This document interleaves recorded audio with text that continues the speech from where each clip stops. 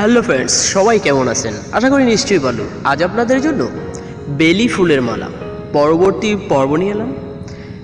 আশা করি সবাই শুরু থেকে শেষ পর্যন্ত দেখবেন এবং গল্প শেষে অবশ্যই কমেন্ট করতে ভুলবেন না গল্পটি আপনার কাছে কেমন লাগলো। আর যারা আমাদের চ্যানেলটি এখনও সাবস্ক্রাইব করেননি, প্লিজ এখনই সাবস্ক্রাইব করে নিন, পাশে থাকা বেল আইকনটিতে ক্লিক করুন। আর যারা অলরেডি সাবস্ক্রাইব করেছেন তাদেরকে জানাই অসংখ্য অসংখ্য ধন্যবাদ। তো ফ্রেন্ডস, কথা না বাড়িয়ে চলুন গল্প শুরু করি। আবিরের মা বলল, ও এমন করবে আমি ভাবতে পারিনি। তোর দায়িত্ব তুই ঠিকই পালন করেছিস। রুমে গিয়ে ফ্রেশ হয়ে নে বাবা। বলেই আবিরের মা রুমে চলে গেল। আর আবির রুহিও হাত ধরে রুমে নিয়ে গেল। রুমে গিয়েই আবির ফ্রেশ হতে ওয়াশরুমে চলে গেল। ফিরে এসে বলল, তোমার না মাথা ব্যথা করছে, তাহলে নিচে কেন গিয়েছিলে? মাথা নিচু করে রুহি বলল, ভালো লাগছিল না, তাই ভাবলাম একটু গার্ডেন থেকে ঘুরে আসি। আবির রুহির পাশে বসে পড়ল। রুহির হাত দুটো ওর হাতের মধ্যে নিয়ে বলল, তোমার অনেক কষ্ট হয়েছিল তাই না রুহি? চোখ নামিয়ে রুহি বলল, না না, তো কষ্ট কেন হবে? আবির বলল, আমি কি কিছুই বুঝি না রুহি? রুহি চুপ করে রইল। আবির বলল, আমি কখনোই তোমাকে কষ্ট পেতে দেব না রুহি। তুমি হয়তো জানো না, তুমি আমার প্রথম ভালোবাসা, আর আমি জানি তুমি আমার শেষ ভালোবাসা। রুহি আবিরকে জড়িয়ে ধরল। ওর চোখ থেকে পানি ঝরছে, এটা আনন্দের অস্ত্র। আবির বলল, এই তুমি একটু ঘুমাও তো, না হলে মাথা ব্যথা সরবে না। রুহি বলল, আমার এখন মাথা ব্যথা করছে না তো। আবির বলল, তবুও তুমি এখন ঘুমাবে, আমার একটু কাজ আছে, আমি বাইরে যাব, ততক্ষণে তুমি ঘুমিবে। রুহি বলল, কিন্তু। আবির বলল, কোনো কিন্তু নয়, আমি এখনই রেডি হয়ে বেরোবো, তার আগেই তুমি ঘুমাবে, ওকে? রুহি বলল, আচ্ছা। মুখ গম্ভীর করে শুয়ে পড়ল রুহি। ঘুমও আসছে না একটু, তাই তাড়াতাড়ি ঘুমিয়ে পড়ল। সুমনারা একটু পরেই রওনা দেবে। আল্লাহই জানে তখন আবার কোন ড্রামা করবে, সেটা যাতে রুহিকে দেখতে না হয়, এজন্যই আবির জোর করে ওকে ঘুমাতে বলে। সন্ধ্যার কিছুক্ষণ আগেই রুহির ঘুম ভাঙল। আবার ডাকে। ঘুম ঘুম চোখে তাকিয়ে রুহি বলল, কিছু বলবে? আভা বলল, খালামণি, সুমন আপু, কাউকে দেখতে পাচ্ছি না যে, আম্মু তো রুমে নেই। আবার কথা শুনে রুহি চোখ বড় বড় করে ওর দিকে তাকিয়ে আছে। এত কাণ্ড ঘটার পরেও এ মেয়ে এখন শুনতে আসছে খালামণি কোথায়? হাবা বলল, কি হলো ভাবি, এভাবে তাকিয়ে আছো কেন, বলো। রুহি বলল, খালামণিরা তো বাসায় চলে গেছে। আবা বলল, কি, আমাকে তো বলে গেল না। রুহি বলল, তুমি কোথায় ছিলে? আবা বলল, রুমেই তো ছিলাম। খালামণি তাহলে আমাকে বলে যাবে না? আবার কথা শুনে রুহি আরো অবাক হলো। ও রুমে থেকেও এত ঘটনার কিছুই জানতে পারলো না।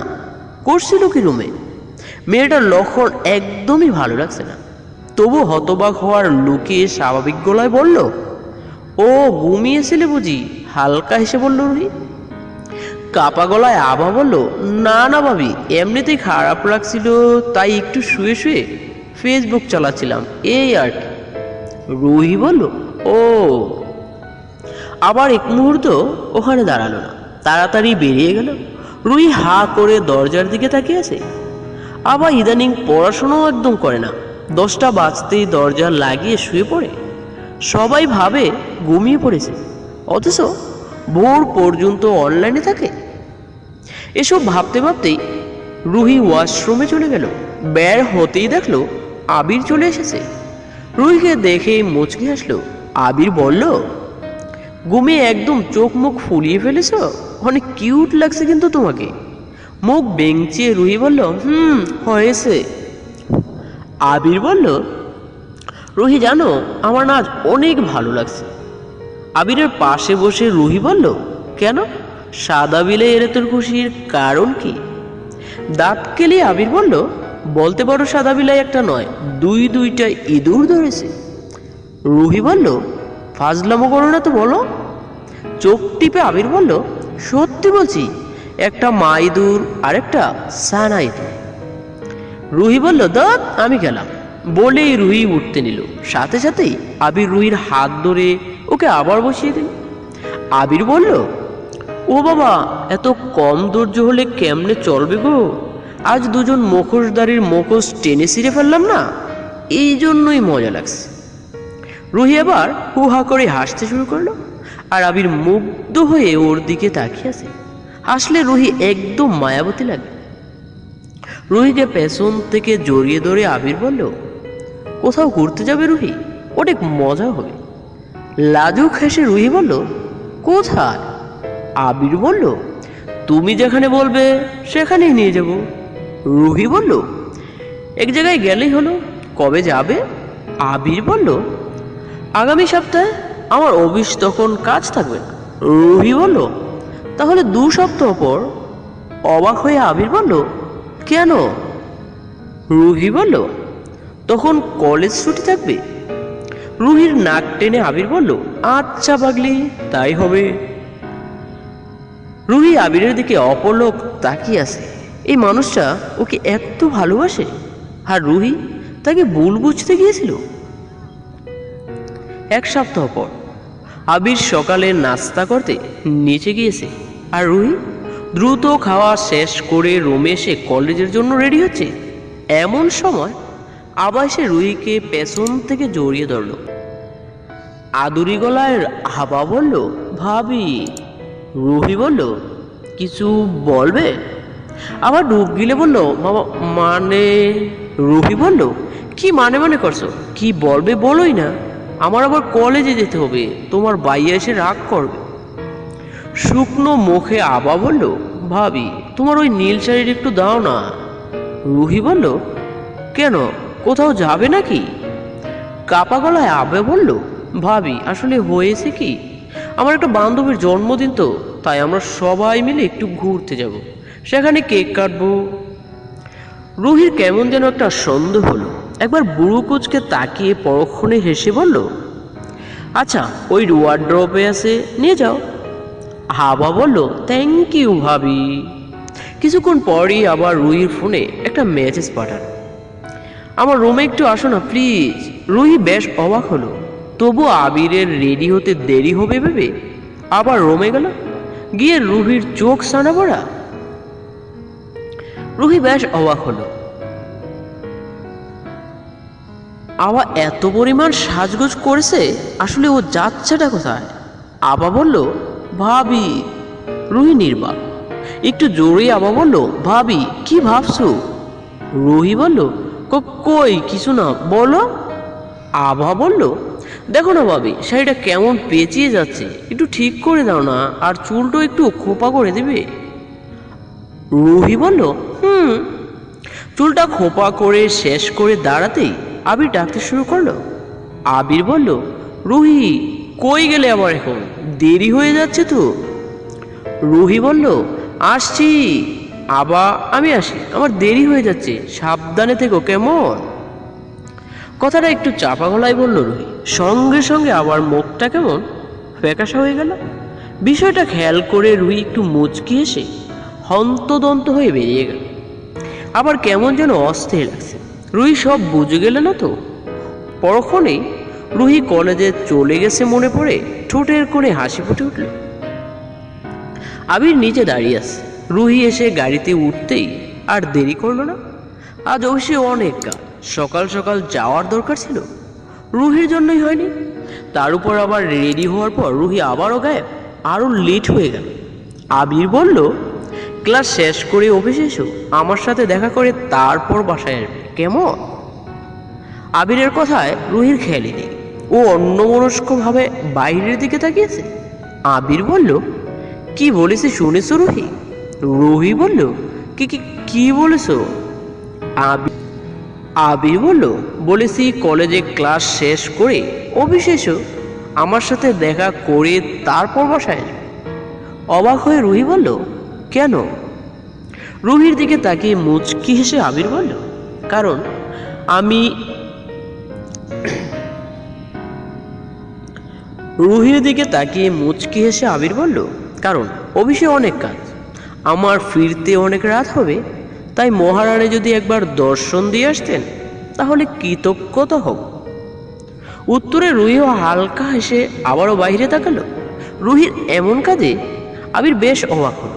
আবিরের ফিরতে অনেক রাত হবে এ কথার পরও রুহির কোনো প্রশ্ন করলো না। রোজ তো আবিরের জন্য অপেক্ষা করে, আর ফিরতে একটু দেরি হলে গাল ফুলিয়ে বসে থাকে। আজ কি এমন হলো? তাছাড়া রুহিকে কেমন অন্যমনস্ক লাগছে।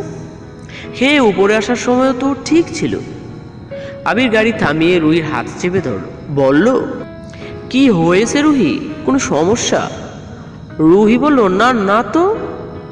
আবির বলল, রুহি প্লিজ বলো, কি সমস্যা আমাকে বলো, আমি সব ঠিক করে দেব। রুহি বলল, কিছুই হয়নি আবির। আবির এবার আর কিছুই বলল না। চল চল চোখে রুহির দিকে কিছুক্ষণ তাকিয়ে থেকে আবির ড্রাইভ শুরু করলো। কিছু দূর যেতেই রুহি বলল, আমাকে এখানে নামিয়ে দিয়ে যাও। অবাক হয়ে আবির বলল, কেন এখানে কেন? রুহি বলল, আমার এখানে কাজ আছে, তুমি আমাকে নামিয়ে দাও না আবির প্লিজ। আবির বলল, কিন্তু। রুহি বলল, কোনো কিন্তু নয়, প্লিজ আমাকে এখানে আটকিও না। তুমি অফিসে যাও তো, আমি কাজটা সেরেই কলেজে চলে যাব, গিয়ে তোমাকে ফোনে জানিয়ে দেবো যে আমি চলে এসেছি। আবির আর কোনো কথাই বলল না। রুহিকে নামিয়ে দিয়ে গম্ভীর মুখ করে চলে গেল। আর রুহি উল্টো দিকে মানে বাসার দিকে হাঁটতে শুরু করলো। কিছু দূর যাওয়ার পরেই দেখলো আবার একটা রিক্সা থেকে নামছে। সাথে সাথেই রুহি একটু আড়ালে চলে গেল। আবার রিক্সা থেকে নেমেই কারোর সাথে ফোনে কথা বলতে শুরু করলো। পুরোটা স্পষ্ট শুনতে না পেলেও রুহি যতটুকু শুনলো তাতে এটুকু বুঝতে পারলো যে আবার যে ক্যাফের সামনে নেমেছে সেখানে না থেকে লোকটা ওকে অন্য কোনো জায়গায় অ্যাড্রেস দিচ্ছে। আবার হেসে হেসে কিছু একটা বলল, তারপর আরেকটা রিক্সা ডেকে উঠে পড়লো। রুহিও আরেকটা রিক্সা নিয়ে আবার পিছু নিল। রিক্সা চালককে বারবার সতর্ক করেছিল যেন আবার ওকে দেখতে না পায় বা সন্দেহ না করে। আর আবির যে রিক্সাটা ওকে ফলো করে রুমে নিয়ে গেল, ধীরে ধীরে নির্জন রাস্তায় চলতে শুরু করেছে। বয়ে রুহির গা ছমছম করছে। একবার ফিরে যাওয়ার কথা ভেবে পরক্ষণেই নিজের মনকে জোর করে বোঝালো, তোকে যেতেই হবে রুহি, যেতেই হবে। রুহির গা ছমছম করলেও ওর মনে হচ্ছে কোনো একটা রহস্য লুকিয়ে আছে এখানে। আমাকে একা ছাড়া ঠিক হবে না। এসব ভাবতে ভাবতে রুহি কিছুটা অন্যমনস্ক হয়ে পড়ল। একটা মোড় ঘুরবার পর তিন দিক তিনটি রাস্তা গেছে, বলতে গেলে জঙ্গলের ভেতর দিয়ে। সেখানে গিয়ে আবার রিক্সাটা আর খুঁজেই পেল না। কোন দিকে যাবে বুঝতে না পেরে রুহি ফিরে আসার জন্য রিক্সা ঘোরাতে বলল। আবার গিয়ে একটা পুরনো বাড়ির সামনে নামতেই একটা ছেলে এসে ওর হাত টেনে মেন গেটের সামনে নিয়ে গেল। গাল ফুলিয়ে আভা বলল, তুমি আমাকে ক্যাফে আসতে বলে নিজে গেলে না কেন? ছেলেটি বলল, তোমাকে সারপ্রাইজ দেব বলে।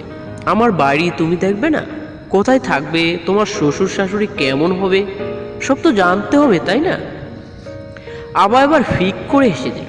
ছেলেটা ওর হাত টেনে ভিতরে নিয়ে গেল, কিন্তু আবার কেমন যেন ভয় ভয় লাগছে। ওকে একটা রুমে বসতে দিল। আবা বলল, তোমার বাড়ি নাকি আমাকে ঘুরিয়ে দেখাবে? শয়তানি হাসি হেসে ছেলেটি বলল, অন্যের বাড়ি ঘুরে দেখে কি লাভ হবা? ডুব গিলে আভা বলল, মানে তোমার মা কো? ছেলেটি বলল, নেই তো। কাপা গলায় আভা বলল, নেই তো মানে? দাঁত কিলিয়ে ছেলেটি বলল, নেই মানে নেই, এটা তো আমার বাড়ি নয়, তাহলে আমার মা বাবা এখানে কেন আসবে? আভা বলল, তো তুমি আমাকে এখানে কেন এনেছো? ছেলেটি বলল, এখনো বোঝনি ওয়ে। আবার চিল্লিয়ে বলল, খবরদার, একদম আমার কাছে আসবে না বলে দিলাম। আমি এখনই ভাইয়াকে ফোন দিয়ে সব বলবো। ছেলেটি বলল, তাই দাঁড়া, বলেই আবার দিকে এগিয়ে যেতে লাগলো। আবার এক পা পিছে তো ছেলেটাও এক পা এগোয়। এক সময় আবার দেয়ালে ঠেকে যায়। আবার হাত থেকে ফোনটা টেনে নিয়ে মেঝেতে ছুঁড়ে ফেলতেই টুকরো টুকরো হয়ে গেল। এবার আবাকে নিয়ে ঠাস করে বিছানায় ফেলে দিয়ে হাত দুটো চেপে ধরল। আবার শুধু ছটফট করছে। ছেলেটি হেসে বলল, বেবি, আমি না তোমার ভালোবাসার মানুষ। আবার চিল্লাতে চিল্লাতে বলল, ভালোবাসার মানুষ মাইফুর, সত্যিকারের ভালোবাসার মানুষটাকে বলতেই তোর মতো জানোয়ারকে ভালোবাসার চেষ্টা করেছিলাম, কিন্তু তোকে চিনতে পারিনি। ছেলেটি বলল, কি বললি? জানোয়ার? এত সাহস হয়ে যেত? বলেই যে আবার উপরে যেই না ঝাঁপিয়ে পড়বে তখনই মাথায় কিছু একটা এসে লাগলো। ছেলেটি মাথায় হাত দিয়ে এক চিৎকার দিয়ে বসে পড়ে। আদু দৌড়ে গিয়ে রুহিকে জড়িয়ে ধরে ঠুকরে কেঁদে উঠল। আবার রুহি আবাকে সারিয়ে দিয়ে এগিয়ে গেল ছেলেটার মুখ দেখবে বলে। সামনে গিয়ে দাঁড়াতেই রুহির চোখ চড়ক গাছ।